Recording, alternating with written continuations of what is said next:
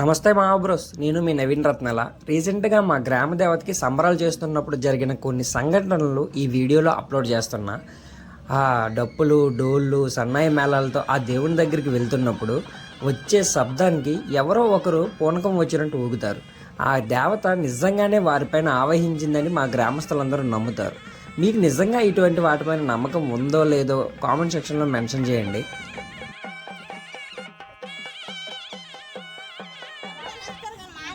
ఇస్తాడమ్మా శుభ్రం కొన్ని శుభ్రం కొన్ని అన్నిటికి నువ్వే వండాలి.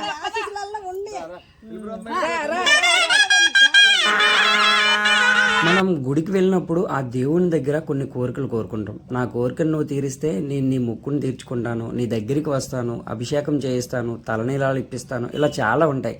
అదే నమ్మకం. ఆ కోరిన కోరిక నిజమైతే ఆ దేవుని మంచిగా నెరవేర్చారు అని నమ్మి మొక్కుని తీర్చేసుకుంటాం. అంతే కదా, మీరు కూడా అలానే చేస్తారు. ఉంటారు ఇక్కడ ఉంటారని కాదు, కానీ అది మన నమ్మకం అంతే. కష్టాల్లో ఉన్నప్పుడు సాయం చేసే మనిషిలో కనిపిస్తారు ఆ దేవుడు. ఆకలితో ఉన్నప్పుడు కడుపు నింపే వారిలో కనిపిస్తారు ఆ దేవుడు. గుడి లోపల ఉన్న హుండీలో మనం డబ్బులు వేస్తే ఆ డబ్బులు దేవుని దగ్గరికి వెళ్తాయో లేదో తెలియదు, కానీ గుడి బయట మెట్ల దగ్గర కూర్చున్న వాళ్ళకి వేస్తే ఖచ్చితంగా వాళ్ళకే చేరుతాయి. Please correct me if I am wrong. That's it for today video. For more videos, please subscribe Nani Ratnala.